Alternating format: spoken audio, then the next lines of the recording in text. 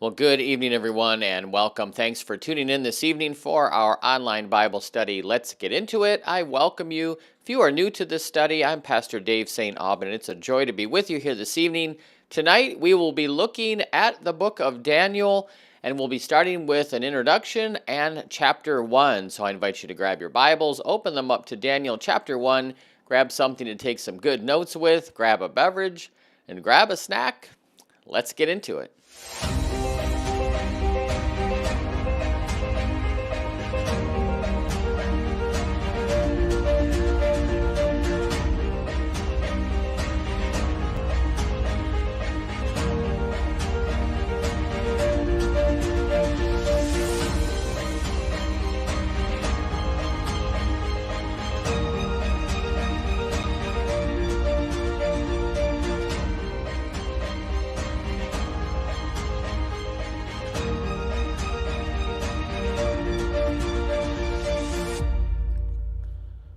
Well, again, good evening and welcome. Thanks for tuning in this evening. I do pray that your days have been going well. Pray that you had a wonderful weekend. Pray that you had a merry, very blessed Christmas. Happy New Year to you. It's good to be with you here today as we restart our online study that we began back in September of 2022. We began this 2.5 years ago looking at the book of Genesis chapter 1.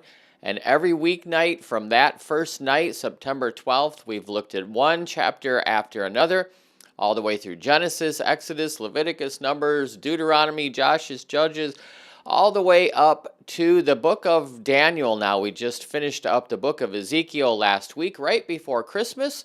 We took a nice break. I pray that that was helpful to you. And now we are starting our next book of the Bible, which here is the book of Daniel. So congratulations and welcome, whether this is your first time with us, or maybe you've been with us from the very beginning of this study, or maybe you've joined somewhere in between. It's a joy to be with you. We have folks in our virtual classroom from all over the country, many, many different states, not just here in Nebraska, but in Michigan and Ohio, Pennsylvania, West Virginia, Indiana, Illinois, Missouri, Arkansas, Florida, New Jersey, Arizona, California, Washington State. If I forgot your state, please let us know in the comment section, or if you're on YouTube watching, we welcome you as well. Just a blessing to be with you.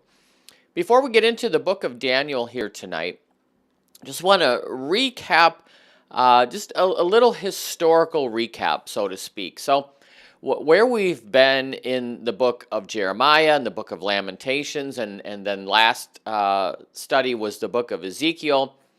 In 605 BC, Nebuchadnezzar, who at that point was a prince, led a Babylonian army under the leadership of his father, Nabopolassar, who was king of Babylon, led this siege against the allied forces of Assyria and Egypt.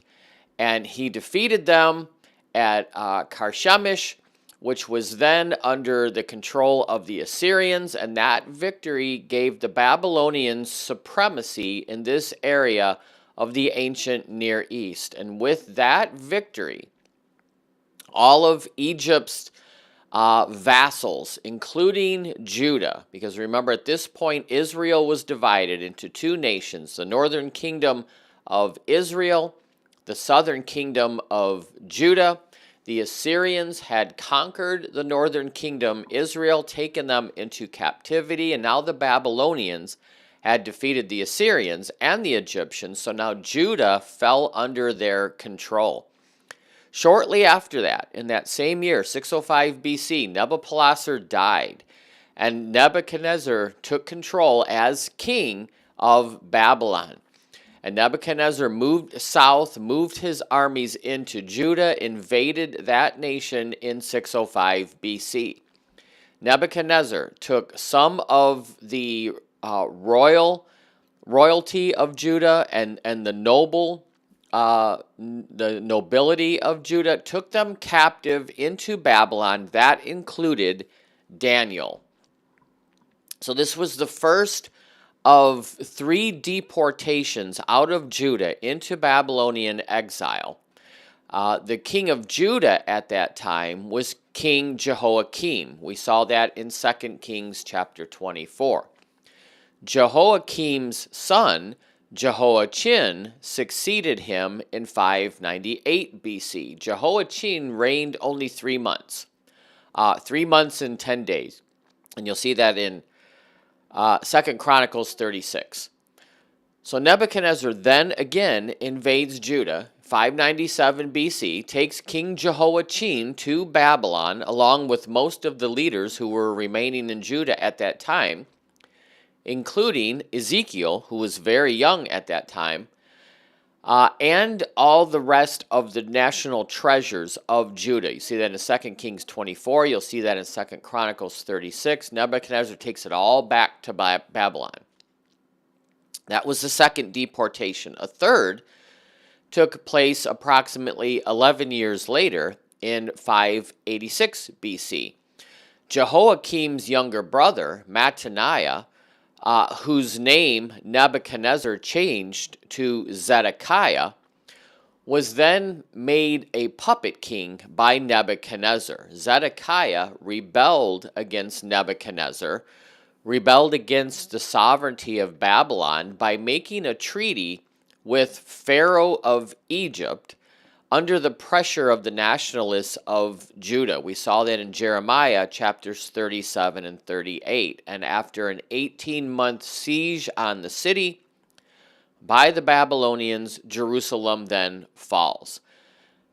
Nebuchadnezzar returns to Jerusalem, burns it down, burns the temple, breaks down the city walls, takes all but the poorest of the Jews into captivity in Babylon.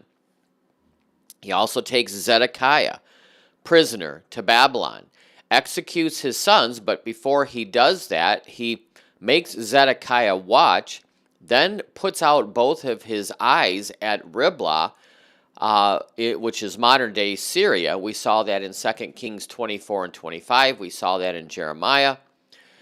That's a historical backdrop to this account now with Daniel. And Daniel, in this book, Daniel's the lead character. He's not the main character. The main character in these books is always God, right? But this is the lead character.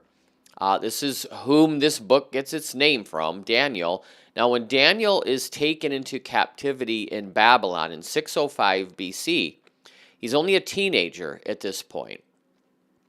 And we know this because the Hebrew words to describe him and the length of his ministry, which we're going to see throughout this book, make this very clear that he was just a teenager.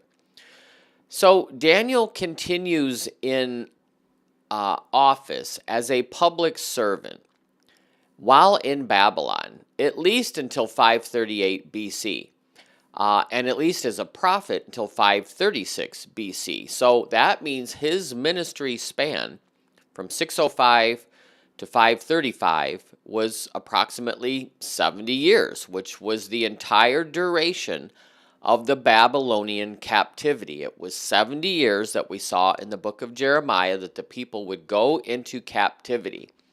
Daniel spent most of his life in that 70-year captivity, meaning he probably lived to at least be 85 because he was most likely 15 when he was taken into captivity in Babylon. So most likely Daniel wrote this book. He's the author. He's the chief actor within the events recorded in this book. Ezekiel mentions Daniel in Ezekiel 14 and in Ezekiel chapter 28. We saw that. And Jesus spoke of the prophet Daniel at least a couple times. You'll see that in Matthew 24, verse 15, and the Gospel of Mark chapter 13. Even Jesus spoke of this prophet Daniel. So if Daniel was 15 when he was taken into captivity, carried off into exile into Babylon, and then died at the end of the 70-year captivity period, or at least lived through that, he was at least 85. Most likely he lived to into his 90s. Now the contrast here between Ezekiel and Daniel. who were contemporaries, because Daniel lived at the time of Ezekiel. Daniel lived and worked primarily among the Gentiles, among the Babylonians. Ezekiel lived and ministered to the Israelites. Daniel spent most of his life ministering while in captivity in Babylon.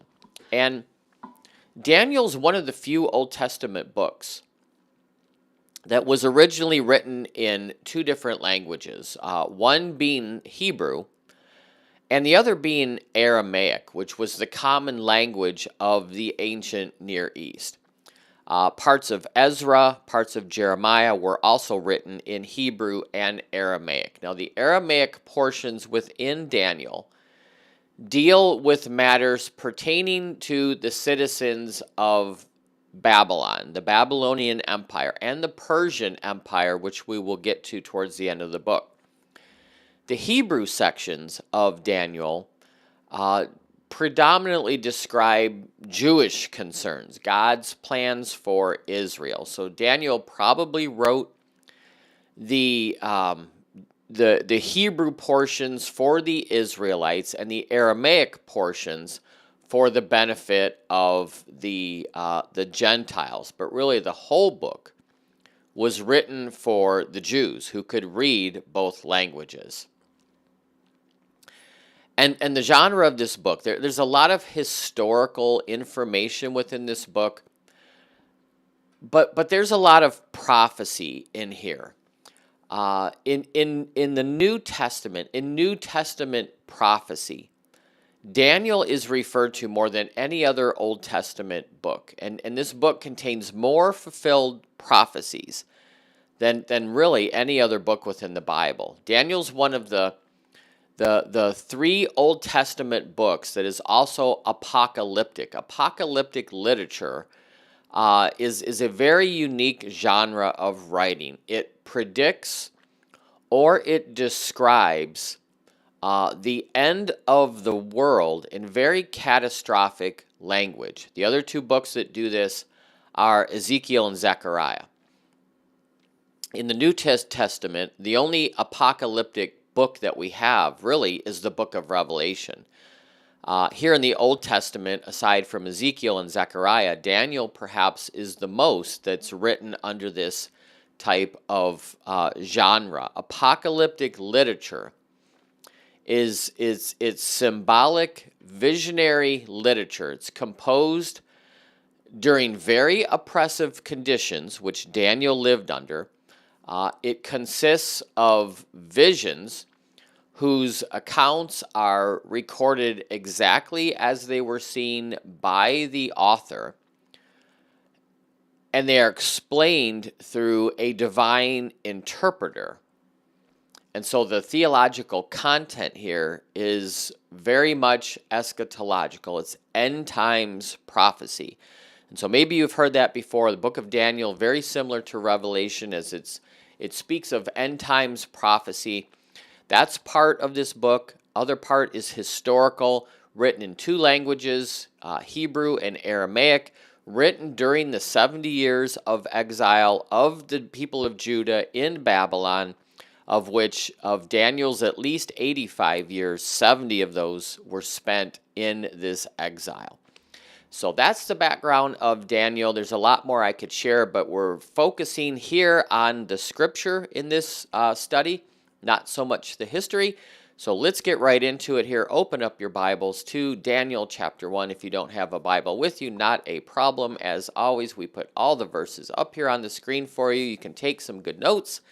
And let's start with chapter 1, verses 1 and 2, which give us a historical background of this writing. In the 3rd year of the reign of Jehoiakim, king of Judah, Nebuchadnezzar, king of Babylon, came to Jerusalem and besieged it. That's what I just shared. I shared the dates. We looked at that in Jeremiah. We looked at that in Ezekiel. The book opens with a synopsis of the first Jewish deportation to Babylon in 605 BC. And the date of this deportation by Nebuchadnezzar, as recorded by Daniel, was in the 3rd year of King Jehoiakim's reign. Now, if you've been taking really good notes, you'll notice there's already a discrepancy. In the 3rd year of the reign of Jehoiakim. That's how Daniel writes it. Jeremiah, when you look at Jeremiah 25, verse 1, he wrote that it was the first year, that the first year of Nebuchadnezzar's reign was the 4th year of Jehoiakim's reign as king. That's Jeremiah 25, 1. So Daniel records this as the 3rd year of Jehoiakim's reign. Jeremiah records this as the 4th year. Why is there a difference? Because there's a lot of critics of Scripture who will look at this discrepancy and say, we already have to discredit this prophecy by Daniel because he's got the timing all wrong. He lived through it. How could he get the timing wrong? Well, perhaps the best way to describe this is that Jeremiah wrote from the Jewish perspective. Daniel wrote from the Babylonian perspective. And so it would have been natural for Daniel to write that it was the 4th year, or the 3rd year, rather than the 4th year. The Babylonians considered the 1st year of their king's reign as the ascension year, the year that they became king. The Jews recorded it differently. So it's still the same time period, but from whatever perspective you look at it, from Jewish or from Gentile, there's a year difference because that 1st year, the way that Jeremiah recorded it, was a year leading up to the kingship. Daniel would have described it as that's the year he became king. Jeremiah would have described it as, well, there was a year lag first, even though Nebuchadnezzar even though Jehoiakim was king, that there was a year period that it, I don't want to say didn't count, but it was leading into his kingship. So, yes, there's a discrepancy, but it's easily explained in the perspective of how this was written. Remember, Daniel wrote primarily from the viewpoint of the Gentiles. Verse 2, and the Lord delivered Jehoiakim, king of Judah, into his, Nebuchadnezzar's, hand, along with some of the articles, the treasures from the temple of God, which is what I just mentioned a little bit ago. So Daniel here is writing that the Lord, and in the Hebrew here it is Adonai, it's the sovereign God. Sovereign God was responsible for Nebuchadnezzar's dominance of King Jehoiakim. He viewed God as being sovereign. Daniel did.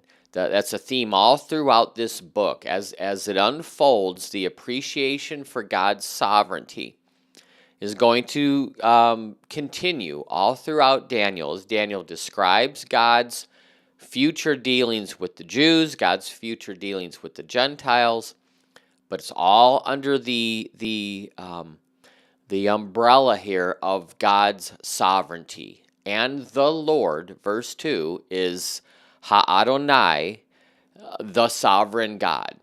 So in your translation, you may have, other than Babylon, the word Shinar. Shinar is a biblical name that is used to reference Babylon as a place that is hostile towards the Lord. So if your version of your Bible has that word Shinar, it is still Babylon. It's just a description of a hostile towards God nation state.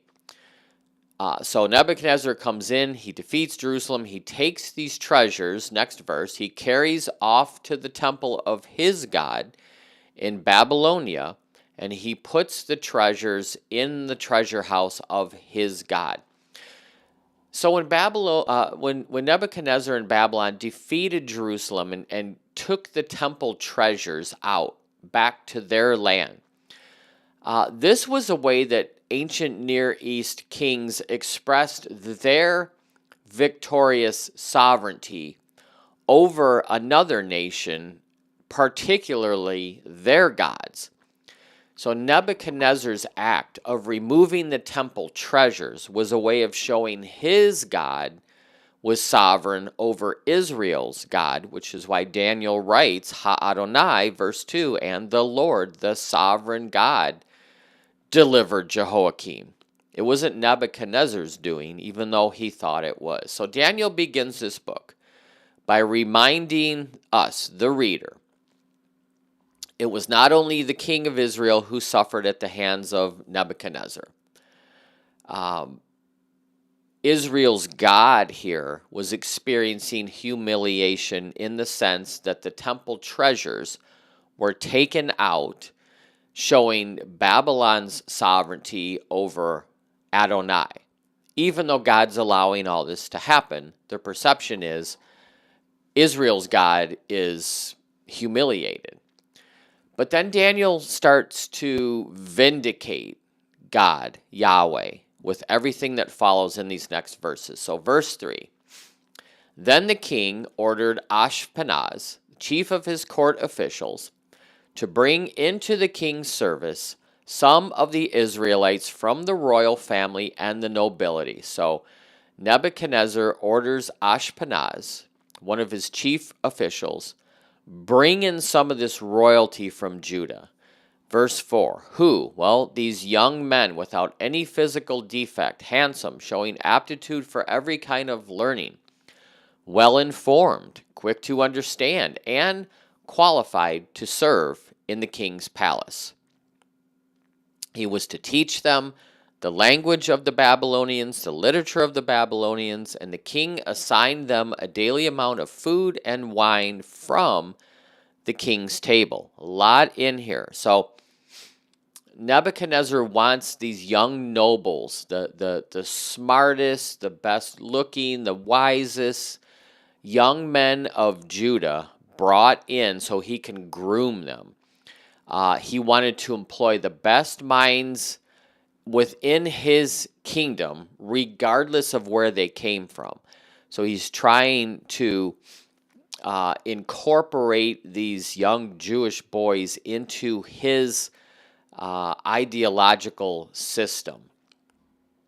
Now, why free from blemish? Well, freedom from any kind of blemish and personal beauty, those were looked on as being characteristic of intellectual nobility. So that's why he was looking for these young, smart men with this characteristic of nobility. So by selecting these youths, Daniel and his friends, for education in the king's court, Nebuchadnezzar, by doing this, is accomplishing several objectives. Those who were carried away into captivity would serve the king well. They would keep the royal family of the kingdom of Judah in line, right? He's going to use these guys to keep everybody else in line. Their presence within Nebuchadnezzar's court would also stroke Nebuchadnezzar's ego a little bit because he had been successful. He had been successful in conquest. He had defeated the Assyrians and the Egyptians and now the Judites, and he could do as he pleased. And really this careful training that he was going to put Daniel and his friends through to be his servants, that would serve Nebuchadnezzar well later on when he had to get involved in different affairs of the Jews. So it wasn't for no reason that he's doing this. He's wanting to groom, to brainwash these youths of Israel into doing as he chose, right? You'll answer to me and you do as I tell you to do. And they were to be trained for 3 years, and after that, they would enter the king's service. So this was a 3-year program of study that Daniel and his companions were going to go through, and it involved deep study of the literature of the Babylonians, the language of the Babylonians, the culture of the Babylonians. They were going to be groomed, assimilated in. Verse 6, so who were these guys? Well, among those who were chosen, so it wasn't just Daniel and his 3 friends, but among them were Daniel and his 3 friends, these from Judea, Daniel, Hananiah, Mishael, and Azariah. Daniel's name means my God is judge. Hananiah means Yahweh has shown grace. Mishael means who God is. And Azariah means Yahweh has helped. And the fact that each one of these Jewish youths' names includes some reference to God indicates that they were brought up with godly parents. They were brought up in a godly home. They were brought up with a godly upbringing. And that's probably why they stood up to Nebuchadnezzar later on in Babylon, because they were strong in their faith. Each one of these young men's names reference God. Daniel, my judge is God. Hananiah, God has shown me grace. Mishael, who God is. And Azariah, God has helped. So these were just some, right? These four were from a group that were chosen. Now for these four, verse 7, the chief official gave them new names. Daniel was changed to Belteshazzar.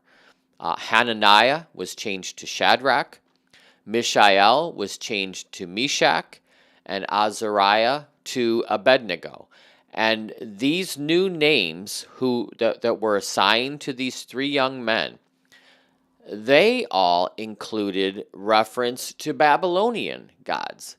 So while Daniel and his three friends were named in reference to the God of Israel, now they are being renamed in reference to the gods of Babylon. Belteshazzar is a derivative from Bel, who is a Babylonian god.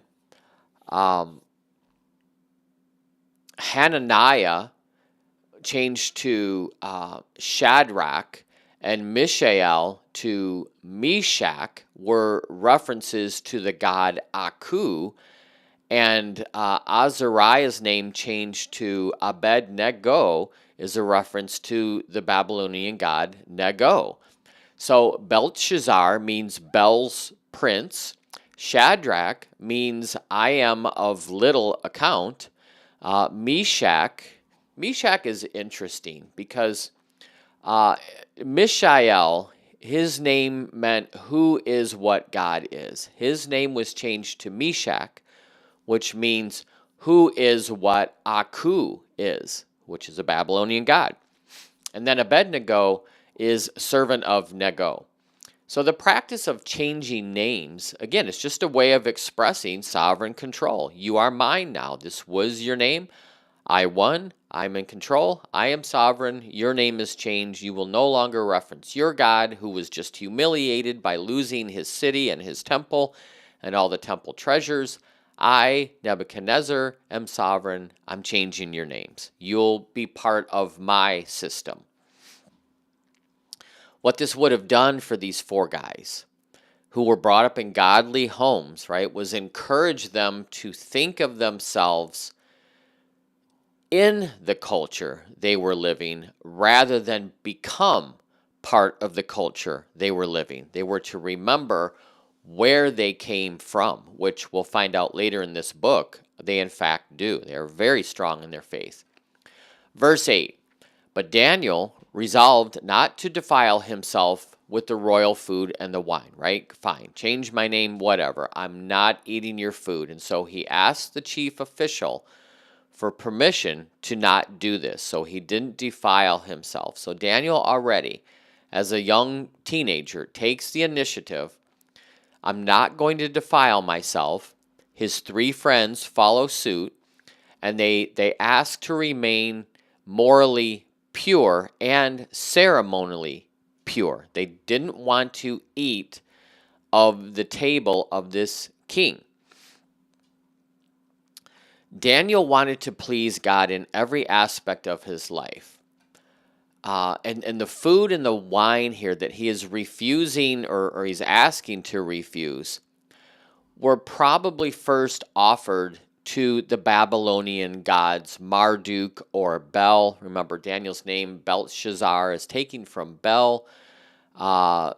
Abednego, taken from the god Nego, other gods, Ishtar. There were many gods in Babylon, and the food would have been presented to them as a sacrifice, a blessing, and then given to these Jewish boys. It came from the king's table, so it would have defiled them. So, this command of the king that these young men should be fed with the food and the wine from the king's table was a big test to Daniel and his friends, to their loyalty to Yahweh and to his law and to his will, to not defile themselves by eating this food.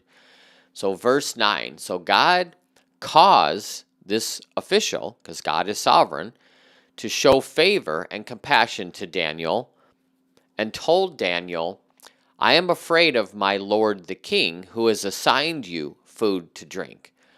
Why should he see you looking worse than the other young men? So God's already working in the heart of this leader, but he's going to question Daniel. And that just means there must have been some kind of good relationship between Daniel and this official who has authority over him to even get into this dialogue. But it is God who is moving the heart of this official. And again, Daniel's writing this. It's just another indication of God's sovereignty. And so this official continues, I hear what you're saying, but I can't do that. The king will have my head because of you. So he's fearing for his life. That if he follows Daniel's proposal not to eat the food of the king, the Nebuchadnezzar is going to kill him. So Daniel responds. Verse 11, Daniel says to the guard from whom the chief official had appointed over him Hananiah, Mishael, Azariah. These are all the Jewish names, right? He's holding on to his answering to the authority of God. Please test your servants for 10 days, right? I hear what you're saying. Let's just give it a test run. Give us nothing but vegetables to eat and water to drink, and then compare our appearance with that of these others who are eating the food of the king and the wine of the king. And let's just see what happens. Give us a test run. You're worried if we don't eat the same food, we're not going to look as healthy as these others. So let's just try it 10 days and then compare. So Daniel's not rebelling against the restrictions. He's not trying to cause trouble. He's just courteously asking permission to abstain from that food. And since he got a positive response, like, I hear what you're saying, but I'm afraid I can't do that, Daniel offers an alternative. Just give us a different diet, right? Give us a vegetarian diet. Now, the Hebrew word translated for vegetables, it means from things sown or from seed. So it's any fruit, it's any grain, it's any bread, it's any type of vegetable. That is what he was requesting that him and his friends eat. So, verse 14, the official whose heart is being worked on by sovereign Yahweh agrees to this, tests them for 10 days. All these others will eat the food of the king's table. You 4 guys, I'll give you what you're asking, these vegetables. And at the end of the 10 days, Daniel and his friends looked healthier and better nourished than any of the other young men who ate the royal food. So Daniel's test works, right? He gets a favorable response. He asks for this 10-day dietary test. God gives them, Daniel and his 3 friends, healthier appearances. Now, that's either by natural means or supernatural means, but they are faithful. God blesses that. Verse 16. So the guard sees this. He took away their choice food and the wine that they were supposed to drink, and he gives them vegetables to eat, right? We tried it 10 days. I'm not worried about what you're going to look like. You look better than the other guys. I'll submit to that, right? I'll let you eat what you are requesting. So the result of this test encourages this official to continue feeding them this diet of things grown from the earth. God blessed Daniel and his friends because they followed his will. It wasn't because they ate vegetables. It was because they followed God's will, and God blessed that. And we see in the next few verses, 17 through 21, more of God's blessing of Daniel and his friends. So verse 17, to these 4 young men, here's the blessings. God gave them knowledge. God gave them understanding in all kinds of literature and learning, which was their task, right? They were supposed to learn. So in addition to gaining favor with these overseers, God gives Daniel and his friends the ability to master all these subjects that they had to learn, and gives them wisdom in all these matters. The Babylonians who are giving these tests, right? Training these young men to learn the ways. They may have thought they came up with a curriculum, but again, it's God who's doing all this. It's God's sovereignty. God is the central focus of this book. And because of their faithfulness, God is blessing them with wisdom beyond anybody else through these learnings they have to go through. And because of that, next verse, Daniel could understand visions and dreams of all kinds. So God also blesses Daniel with the ability, the supernatural ability, to understand visions and dreams. What's the difference? Well, visions are revelations that you receive while you are awake. Dreams are revelations that you receive while you are asleep. And these were both the primary means in which God communicated to the prophets in the Old Testament. And Daniel had ability to interpret them both. Daniel qualifies for these blessings and receiving this unique gift of interpreting these dreams because he chose to remain loyal to God's will. Verse 18, at the end of the time set by the king to bring them into his service, so after this 3-year curriculum is done, the chief official presents them, these young men, to Nebuchadnezzar, right? They've graduated this 3-year school. Here they are, king. The king, verse 19, spoke with them. Nebuchadnezzar does. He found none of them to be equal to Daniel, Hananiah, Mishael, and Azariah. And so those 4 young men entered into the king's service, right? They were the best, the smartest, the wisest. Verse 20, in every matter of wisdom and understanding about which the king had questioned them, he found them 10 times better than all the magicians, all the enchanters in his entire kingdom. So these 4 faithful friends at the end of this 3-year curriculum received this final examination, this oral examination by the king himself, and they pass it with flying colors. They are at the head of their class. And at this point, they're probably in their late teens or close to 20.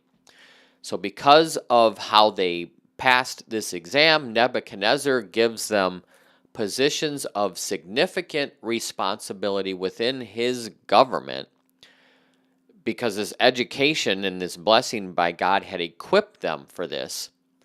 And in these positions, they proved to be far superior than any other official in Nebuchadnezzar's court.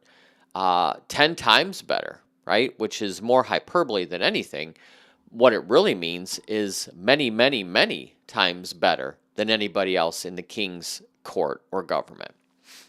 Verse 21, and Daniel remained there until the 1st year of King Cyrus. Now, that's a long time. The 1st year of Cyrus as king was in 538 BC. Daniel goes into captivity in 605 BC. So this is almost 70 years. So we can't just read verse 21. Daniel remained there until the 1st year of Cyrus. That's 7 decades. That was the year, 538 BC, that King Cyrus, Cyrus the Great, issues his decree allowing the Israelites to return to their land. That first year of return took place in 537 BC. And so Daniel's ministry as a government official here in Babylon spanned decades, 65 years. And in Daniel 10, chapter 10, when we get to that, Daniel continues to receive revelations from God all throughout his career up until the time that it ends. Daniel serves faithfully in Babylon. All these kings, all these leaders, he serves them all, and he does it all faithfully. So this chapter 1, it starts with the year that Daniel goes into captivity, 605 BC. It ends with the year that his career as a governmental official ends, 538 BC. It begins with Nebuchadnezzar. It ends with Cyrus.